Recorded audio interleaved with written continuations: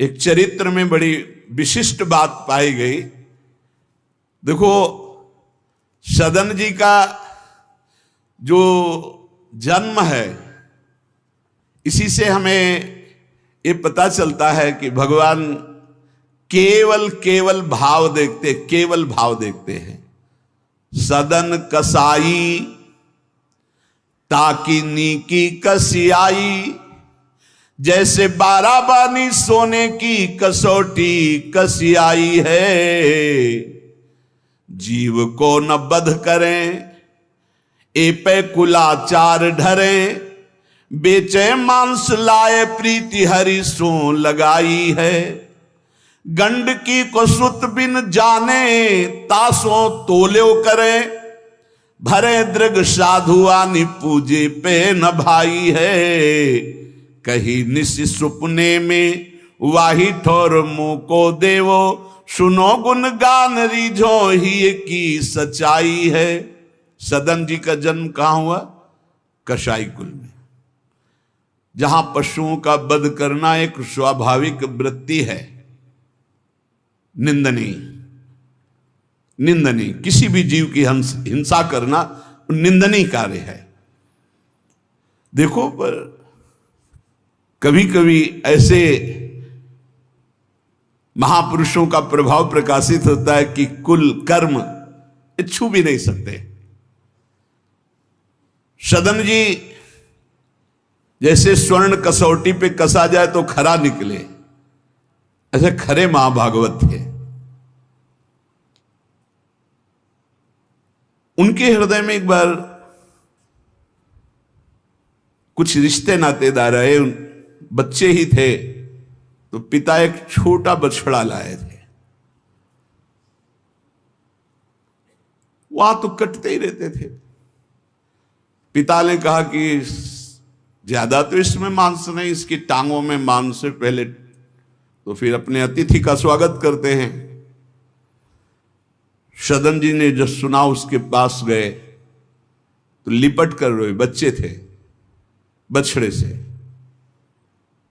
ऐसा ऐसा मेरे पिताजी कह रहे हैं तुम्हें काटा जाएगा, और ऐसे दुलार कर रहे थे। बछड़े के भी देखा आंसू निकल रहे। हर जीव को पता है, कष्ट का पता होता है। तो उसने कहा, एक भागवतिक महापुरुष का जीवन बदलना है, इसलिए मानो बछड़े ने कहा कि तुम अपने पिताजी से कह दो, उचित तो यह है कि पहले मेरी गर्दन काटे। तो सदन जी ने कहा, ऐसा क्यों? बोले, क्योंकि मैं पूर्व में ऐसा था, तुम्हारे पिताजी पशु थे और मैंने इनकी गर्दन उड़ाई है, तो मैं अब पशु बना हूं, इनसे कह दो तुम्हें गर्दन ही काटनी चाहिए, पहले जिंदा टांग मत काटो, मैंने तुम्हें इतना कष्ट पूर्व में नहीं दिया था, सीधे गर्दन काटी थी। इसका मतलब जो कर्म किया जाता है उसका फल मिलता है पक्का। मैंने पूर्व में तुम्हारे पिता की गर्दन काटी थी इस जन्म में, इसीलिए मुझे पशु बनना पड़ा, और तुम्हारे ही पिता मेरी गर्दन काटेंगे पक्का, तुम रोक नहीं सकते, क्योंकि वो विधान है। पर वो पहले टांग ना काटे, पहले गर्दन काटे। अब ये घटना उनको बहुत चुभी। जीव को अपने कर्म का फल भोगना पड़ता है जन्म जन्मांतरों में। बच्चे ही थे, कुछ संत मंडली जा रही, यही है मत की रति गति भूति भलाई, जब जे जतन जहां जे पाई, सो जानो सत्संग प्रभाव। सत्संग का एक अमोघ प्रभाव होता है। वो संतों के सामने गए, चरणों में लौट गए, बालक थे। संत जनों ने, उठो उठो बच्चे, तो रोते हुए बोले कि हर कर्म का फल जीव को भोगना पड़ता है, कोई ऐसा साधन है जिससे कर्म का फल ना भोगना पड़े और जीवन मुक्त हो जाए, जीव मुक्त हो जाए? उनका भगवान का निरंतर नाम रटना, श्री हरि हरि नाम निरंतर रटे, और स्वयं किसी जीव को कष्ट ना दे, और संतों का संग करता रहे, तो जीवन मुक्त हो जाएगा। बस छोटे से बालक सदन जी में बात बैठ गई, बस अंदर शुरू कर दिया, हरि श्री हरि श्री हरि श्री हरि। संतों की बात मान ले तो परम पद जेब में है। अब पिताजी जब तक रहे तब तक वो वध करते रहे जीवों का, लेकिन सदन जी ने कभी कभी किसी का वध नहीं किया। वो कुल परंपरागत मांस खरीद लाते और उसी को मुनाफा करके बेचते और परिवार का पोषण करने लगे। एक दिन ये रास्ते में आ रहे थे तो किसी साधु का बटुआ ढीला होगा तो शालिग्राम भगवान गिर पड़े थे। इन्होंने उठाया कि अच्छा चमकता हुआ कोई पत्थर है, तो शालिग्राम भगवान को लाए तो उन्होंने अंदाज में कि आधा 1 किलो के वजन का काम तो करेंगे, तराजू में रख दिया।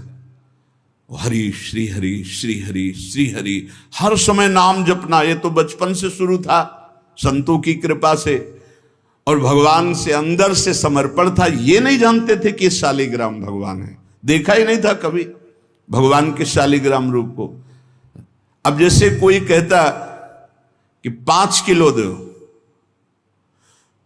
तो 5 किलो शालिग्राम बन जाते, 2 किलो तो 2 किलो दो। अब तो बहुत बढ़िया काम की बाट बदलने की जरूरत नहीं, एक ही बाट में जितना मांगो उतना दे देंगे और ठीक वजन उतना ही होता, कभी किसी को संशय नहीं हुआ।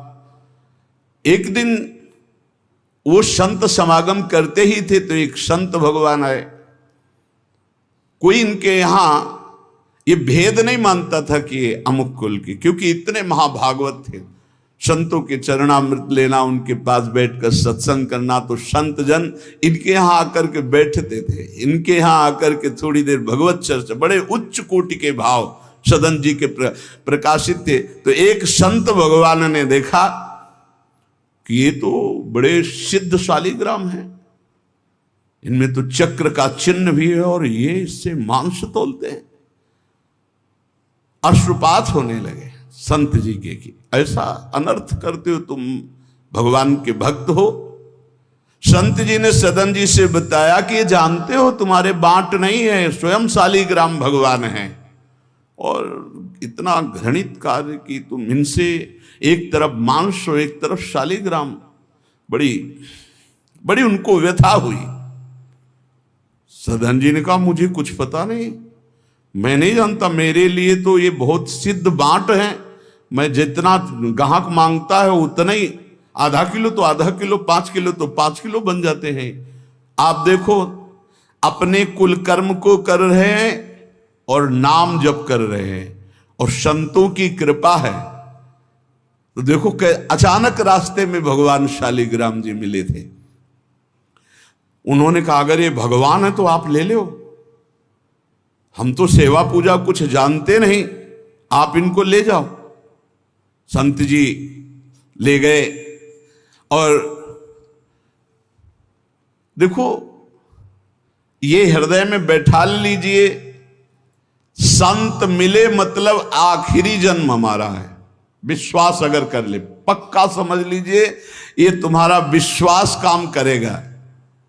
निमज्जोन्मज्जताम घोरे भवाब्धौ परमायनम संतो ब्रह्मविदा शांता निर्दडे वापसु मज्जताम।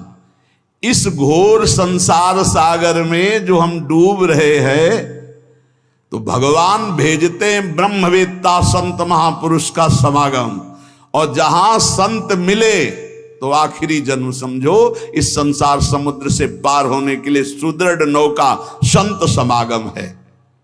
भव सागर कहाँ नाव, शुद्ध संतन के चरण,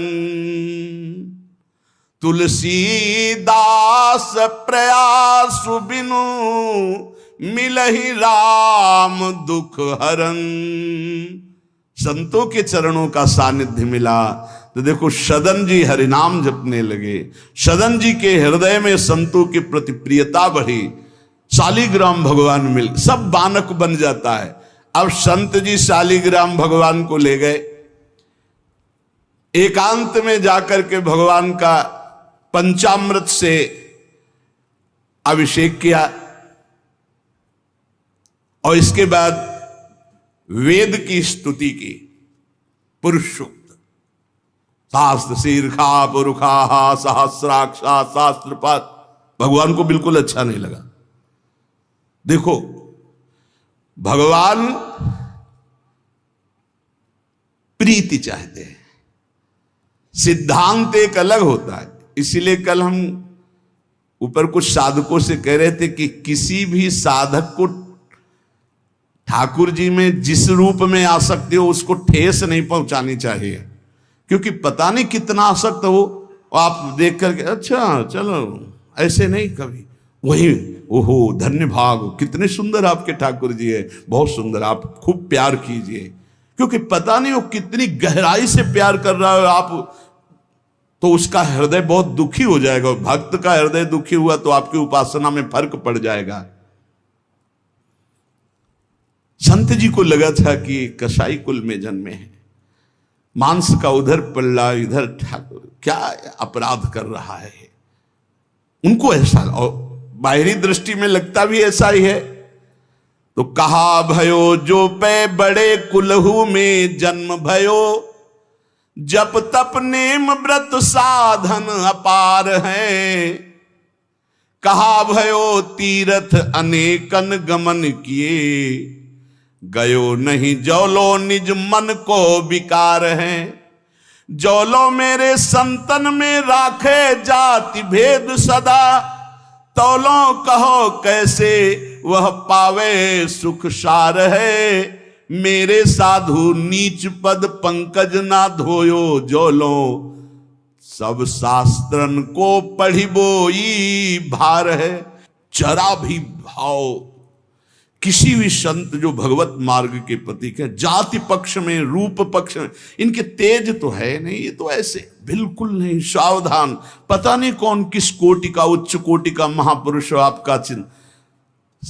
उन संत बहुत अच्छे संत थे, पर उनके मन में बात आ गई कि जाति के तो कसाई है, काम तो नीचे ही है, मांस। देखो नहीं जाना भगवान की महिमा, हम समझ रहे थे उच्च कोटि के, और वो बहुत उच्च कोटि के महापुरुष सदन जी, निरंतर नाम जप। और एक खास बात थी सदन जी में, दैन्यता, कि मैं तो किसी योग्य नहीं, और उनको पता भी नहीं था कि शालिग्राम भगवान हैं।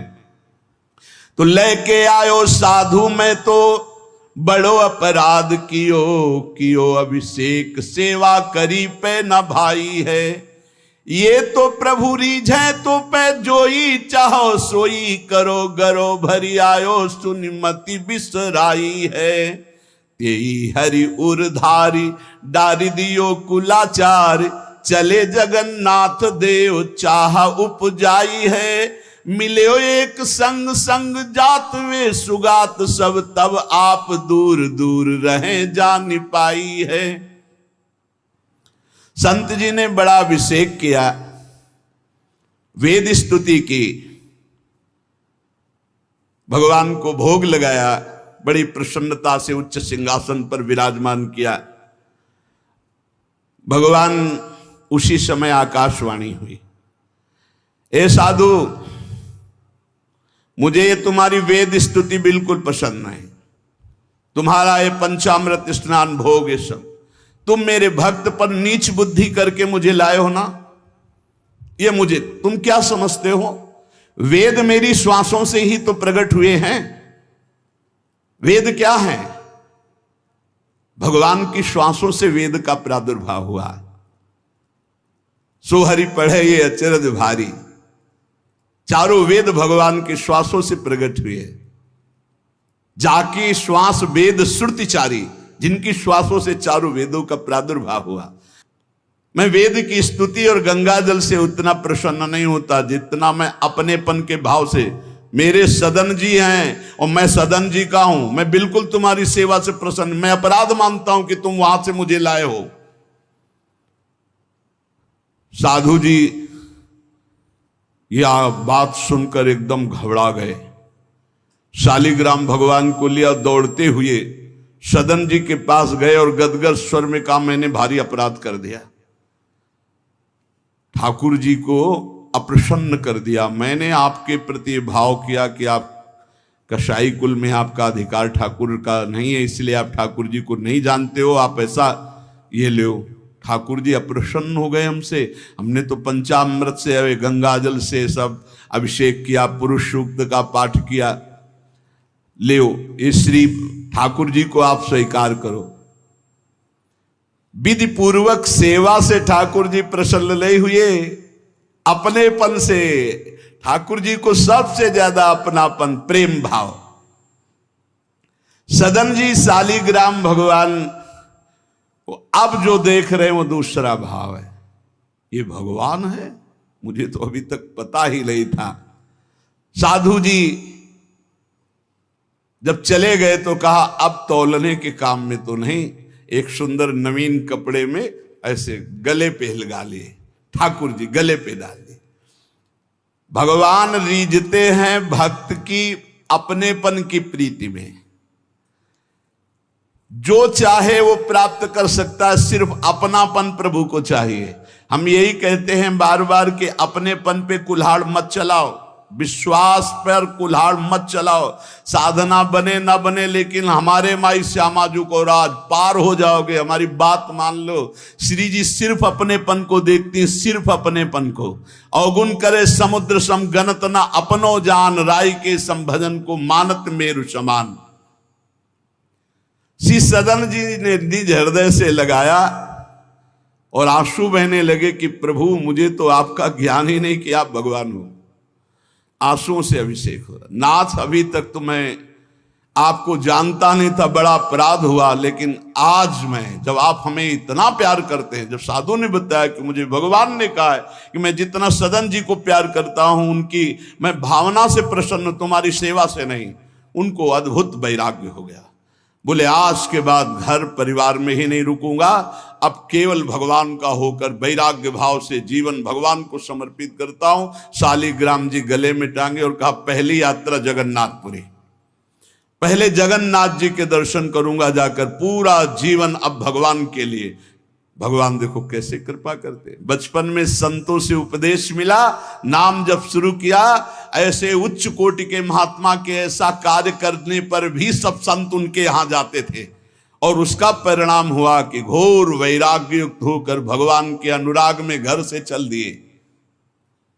श्री सदन जी कुटुंब परिवार कुल व्यापार सब छोड़कर जगन्नाथ जी के दर्शन के लिए चले। कुछ दूर चलने पर यात्रियों का समुदाय दिखाई दिया जो जगन्नाथपुरी जा रहे थे, तो उनके संग हो गए। जब उन लोगों ने कुछ ने पहचान कर ली कि अरे तो कसाई कुल के हैं, और तो सब दूर दूर छूना भी नहीं चाहते थे। यही बहुत बड़ी चूक हो जाती है, जो भगवान को समर्पित हो जाए उसमें कभी जाति पक्ष ना देखे, नहीं बहुत बड़ी हानि हो जाती है। राजसूय यज्ञ में स्वपच वाल्मीकि को आदर सहित पवाकर पूर्ण यज्ञ करवाई भगवान ने। ये बात ध्यान रखना है, अपने जात अभिमान में आकर कभी किसी भक्त का अपमान न कर दे कि वो नीच कुल का है, ऐसा कुछ। जब ये देखा सदन जी ने कि ये लोग घृणा करते हैं हमसे, तो खुद अलग हो गए। सदन जी बड़े पुलकित है कि आज जगन्नाथ जी के दर्शन होंगे। एक जगह देखा गौएं पानी पीने के लिए लालायित हैं, तो एक आदमी बाल्टी से पानी निकाल तो गौओं को डंडा मारने लगा। सदन जी ने कहा क्यों, पानी क्यों नहीं पीने देते? तो बोले इतना गहरा कुआं है, घसीटने से हमारे हाथ दर्द होते, अपने घर के लिए ले जाएंगे कि इनको पिलाएंगे? तो उनका अगर आप कृपा करें कुछ समय हमें दे दें बाल्टी और मैं भरूं, तो बोले मुझे फिर कोई परेशानी नहीं। भर भर करके 2500 गाय थी, सबको पानी पिलाया। शाम हो गई, पानी खींचने में पिलाने में समय लगा, तो उन्होंने सोचा गांव में भिक्षा मांग लेते हैं और आज रात्रि कहीं एकांतवास कर लेते हैं, सुबह जगन्नाथ जी के दर्शन करेंगे। तो आयो मग गांव भिक्षा ले नई ठाव गयो, नयो रूप देखी को तियारी जी परी है, बैठो या ही ठौर करो भोजन निहोरी कहो, रहो निस सोई आई मेरी मति हरी है। ले वो मुंह को संग गरो काटो तो न होए रंग, बूझी और काटी पति ग्रीव पे न डरी है, कही अब पागो मोशो ना तो कौन तो सो मोसो, सुर करी उठी इन मार्यो भीर करी है।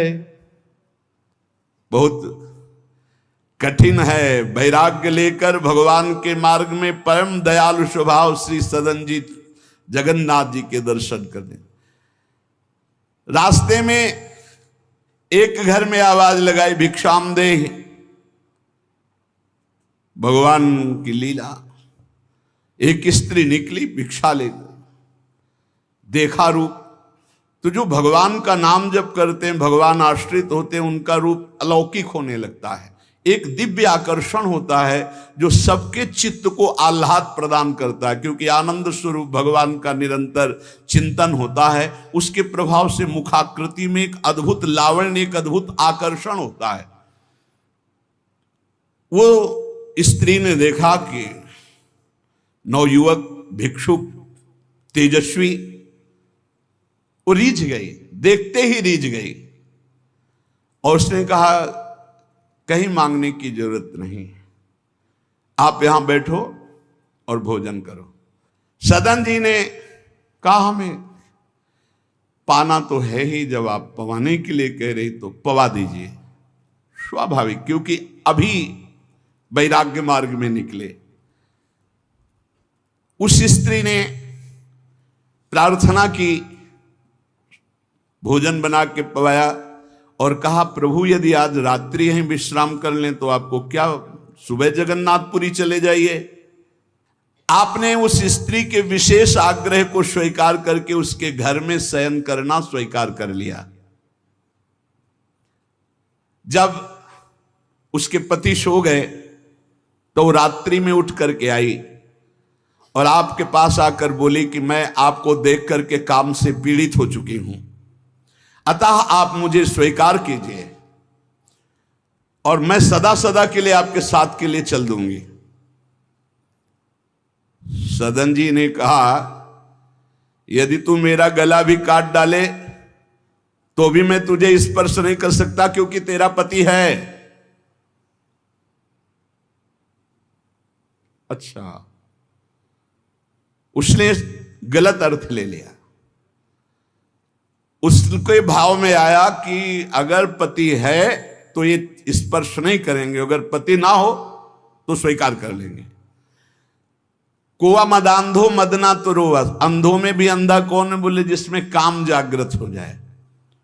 वो ऐसे काम से व्याकुल हो गई कि सोते हुए अपने पति का बिल्कुल भी प्रियता न रखते हुए गला काट दिया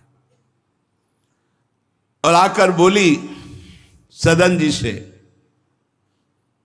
कि अब मुझे स्वीकार करो, आपको पति का भय था ना, गला काट दिया। सदन जी ने कहा कि तू कितनी नीच है, जब तू अपने पति का गला काट दिया तो तू कितनी नीच है, इतना सोचा है? वैसे ही मैं तुझे स्पर्श नहीं करता, अब तो तुझे देखना भी नहीं।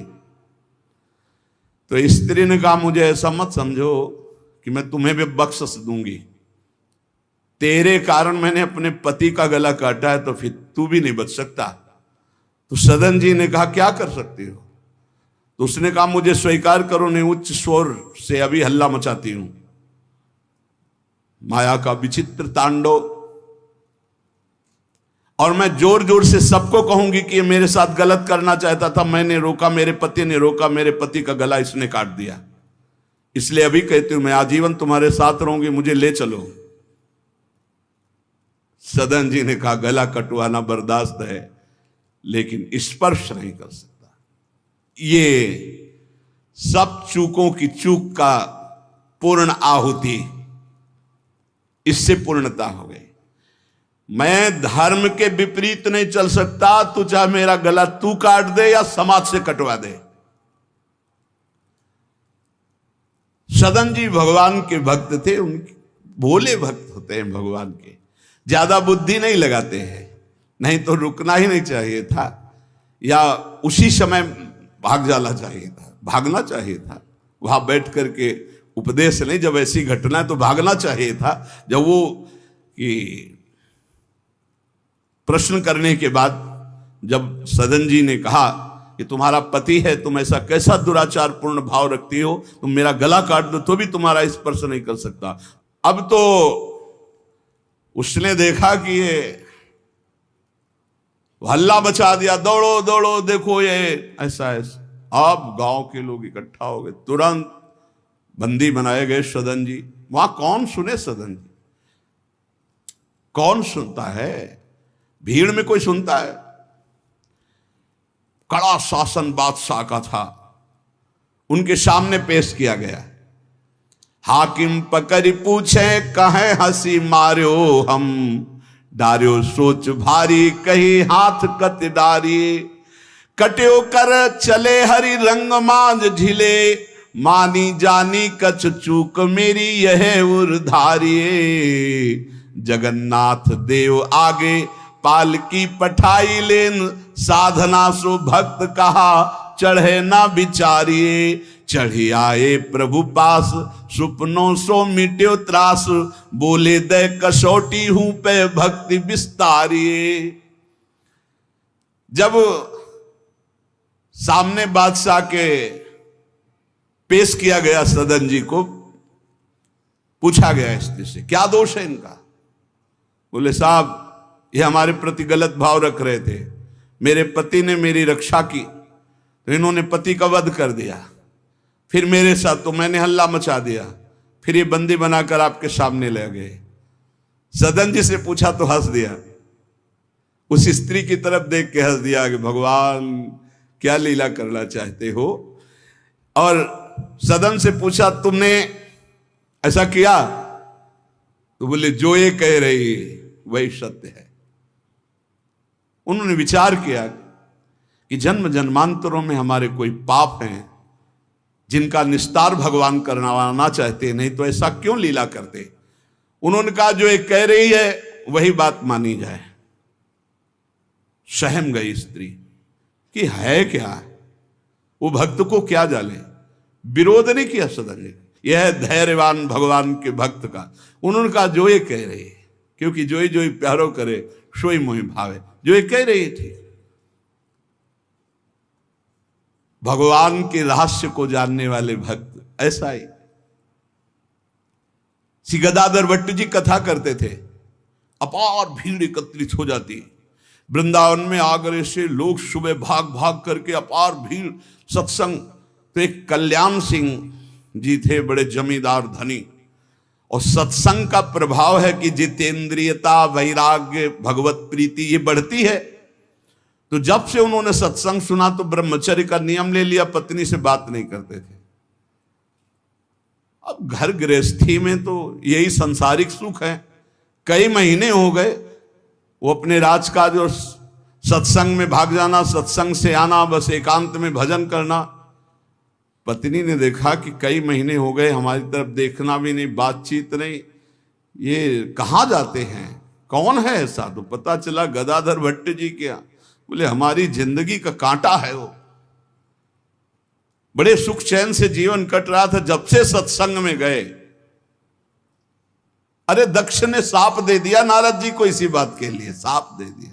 2 घड़ी से ज्यादा कहीं तुम टिक नहीं सकते, जाओ साप देता हूं। तो नारद जी ने कहा 24 दूनी 48 मिनट में तो हम बड़ा काम कर लेंगे, तुम साप दे दो कोई बात नहीं। उसने सोचा कि मैं ऐसा मुंह काला करूं गदाधर भट्ट जी का कि कोई सुनने ही ना जाए, तो जब ये कथा नहीं सुनेंगे तो फिर हमसे प्यार करने लगेंगे। इसी ताक में थी कि कैसे क्या करूं। तो देखा उनकी गली में एक भिखारिन मांग रही थी, फटे पुराने कपड़े पहने, गर्भवती थी। फौरन बुलाया और सोने की असरफियां दी। अरे वो तो गली में मांगने वाली सोने की असरफियां मिली। अरे मालकिन तो उनका एक काम है, जितना तू धन कहेगी तुम्हारे परिवार वालों को दूंगी, बस एक काम कर, तू जा करके कथावाचक, जहां मेरे पति कथा सुनने जाते हैं उनका नाम गदाधर भट्ट है, वहां जाके बीच सभा में कह दो कि वैसे तो रोज आते थे और जब से ये हो गया तब से आ नहीं रहे, इसका पालन पोषण कौन करेगा। बस वो समझ गई थी इतने में सब भक्तों की श्रद्धा खत्म हो जाएगी। गली गली मांगने वाली उसको इतना स्वर्ण मुद्रा मिल गई, वो फूली हुई गई और कहा पंडित जी, पूरी सभा ऐसे लगी थी। नजदीक जाके जब ये नहीं रहा था तब रोज आते थे, जब से गर्व रह गया तो आना ही बंद कर दिया। इसका पालन कौन करेगा? बोले बैठो बैठो, बहुत दिनों में आए, बैठो। जिसने गर्भ दिया वही इसका पालन भी करेगा, तुम चिंता क्यों करती हो? खुश खुश शुरू हो गई कि यार ऐसा बड़े त्याग वैराग्य, बड़े उच्च कोटि के महापुरुष गदाधर भट्ट जी बड़े त्याग वैराग्य की बातें करते हो, ये हालत है पीछे की। अरे कुछ लोग कहने लगे हम तो कहते ही थे, शोरगुल शुरू हो गया। और कुछ भक्त थे जो प्राण समर्पित किए थे, उन्होंने कहा ऐसा नहीं हो सकता, ऐसा कदापि नहीं हो सकता, कोई षड्यंत्र रचा जा रहा है। तो उनमें एक बहुत श्रद्धावान और समर्पित थे, उनको बिल्कुल चैन नहीं पड़ा। सोचा अगर सामने से कुछ तो फिर हमारे ऊपर गदाधर भट्ट जी की, और वो समता प्राप्त पुरुष, जैसे सदन जी ने कह दिया जो ये कह रही वही सत्य है, ऐसे उन्होंने कहा कि तुम चिंता क्यों करती हो, जिसने गर्भ दिया वही पालन करेगा, बैठो तुम आराम से सत्संग सुनो। सामने ऐसे तिरछी चितवन से जाकर उसको बुलाया, गदाधर भट्ट नहीं देख पाए, नजदीक गई, पीछे मंच के ले गए, कहा सत्य बोल, कभी तो जानती है इनको, कभी मिली है? वो घबरा गई क्योंकि दसियों लोग पीछे पहुंच गए जो श्रद्धावान थे। बोल सच्ची। तो उनका मैंने तो कभी देखा ही नहीं है इनको, ये हमारे पास क्या आएंगे? खोल के दिखाई, इतनी असरफियां मुझे मिली हैं और इससे ज्यादा मिलेंगी। इस बात के कारण मैंने सोचा मेरे परिवार का, अरे तू परिवार के पोषण की सोच रही, लाखों की श्रद्धा की बात है, किसने दिया? तो बोले कोई कल्याण सिंह है उनकी पत्नी। कल्याण सिंह ने जे ही सुना, गदाधर भट्ट जी ने रोका, सत्संग का मतलब क्या है? बोले सभा में बोल। गदाधर भट्ट जी ने कहा कुछ कहने की जरूरत नहीं है, ये सब भगवान से प्रेरित है। कल्याण सिंह का तुम हमारी आज्ञा का पालन करो, अपनी पत्नी को कठोर शब्द नहीं बोलोगे, लेकिन गृहस्थ धर्म में हो, अपने धर्म का भी तुम्हें पालन करना चाहिए। उस कल्याण को शांति किया और उसको और भेंट दी और कहा जाओ तुम अपना सुखपूर्वक जियो। जैसे महापुरुष जो स्थिति होते उसमें सबको लगने लगा था। उन्होंने कहा बैठो बैठो बैठो, जिसने गर्भ दिया वही पाल। अब वो तो कह रहे हैं भगवान को लेकर, और लोग समझ रहे हैं कि मामला है। ऐसी सदन जी ने कहा जो ये कह रही वो सत्य है, क्योंकि वो समझ रहे हैं कि भगवान कुछ दंड देना चाहते हैं, तो मैं क्यों बचना चाहूं? भक्तों का बड़ा विचित्र स्वभाव होता, समझ पाना बड़ा कठिन। उन्होंने कहा जो कह रही है सत्य है। जो हाकिम था उसने जब देखा तो उसने कहा मेरा हृदय कह रहा है कि इनके चेहरे से लगता है ऐसे नहीं है, पर ये जब स्वयं स्वीकार कर रहे हैं तो दंड देना ही पड़ेगा। तो इस अपराध का क्या दंड होता है? बोले दोनों हाथ काट लिए जाएं। यहां से दोनों हाथ काट लिए गए, लेकिन उनकी मुस्कुराहट में फर्क नहीं पड़ा। 22 बाजारों में कोड़े मार मार करके बेहाल किया जा रहा है। हरि बोल के सिवा एक शब्द नहीं निकला ठाकुर हरिदास जी के। आप विचार कीजिए भक्ति में कितनी शक्ति है, कितनी अपार सामर्थ्य है। इतनी बार कष्ट दिया गया प्रहलाद जी को, एक बार भी हरि से शिकायत नहीं की। हर बार हरि हरि हरि, हर समय। मतलब बलिहारी है इन महाभागवतों की जो भगवान के लाडले हैं। माया पर विजय प्राप्त करके दिखा दिया इन्होंने कि चाहे जितना सताओ, हरि के भक्त में ना हरि से प्रश्न है और ना सामने वाले पर कोई शिकवा शिकायत। दोनों हाथ काट लिए गए, मुक्त कर दिया गया, इसलिए कि वैष्णव है, भगवत भक्त है। अपराध बन गया तो हाथ काट लिए गए, उनको जेल आदि नहीं, भगवान के शिष्य। अब रक्त श्राव हाथों से हो रहा है। जय जगन्नाथ, जय श्री हरि, जय श्री हरि। यात्रा नहीं रुकी जगन्नाथ जी की। जगन्नाथ जी ने तत्काल अपने पार्षदों से कहा मेरे महाभागवत सदन जी आ रहे हैं, तुरंत पालकी लेकर जाओ और उनको बैठाल के लाओ। जगन्नाथपुरी में प्रवेश ही किए थे कि पालकी लिए हुए पार्षद दौड़े, कौन से सदन जी हैं, सदन भक्त किनका नाम है? तो उनका सदन तो इस अधमदास का नाम। पालकी पे बैठो जगन्नाथ जी, अरे उनका कैसे पालकी, भगवान की भेजी हुई पालकी में, पालकी को साष्टांग दंडवत किया ऐसे कि भगवान की नहीं, जबरदस्ती भगवान के पार्षदों ने उठा के पालकी में, जय जगन्नाथ। सदन जी सोच रहे कौन सी लीला है, वहां हाथ कटवा रहे। या इतना बड़ा सम्मान कि किसी को नहीं मिल सकता। जगन्नाथ जी के पार्षद पालकी लेकर जब जगन्नाथ जी के सामने गए तो आंख में आंख मिलाई और कहा, प्रभु इच्छा तो थी कि हाथ जोड़कर आपको, पर अब हाथ ही नहीं, तो ऐसे ही जीव किया तो जैसे स्वप्न में दुख मिला था जागते ही खत्म हो जाता है, ऐसे ही कोई पीड़ा नहीं, कोई हाथ कटे नहीं, पूरे नवीन हाथ और साष्टांग भगवान को दंडवत। भगवान ने कहा कि तुम हमारी कसौटी में पास हुए, जाओ, तुम्हारे द्वारा इस जगत में भक्ति का विस्तार हो। जो तुम्हारे लीला चरित्रों का गायन करेंगे, जो तुम्हारे भाव, तो तुम उनके अंदर भी जैसी तुम्हारी सामर्थ्य भक्ति की, वैसी भक्ति की जागृति हो।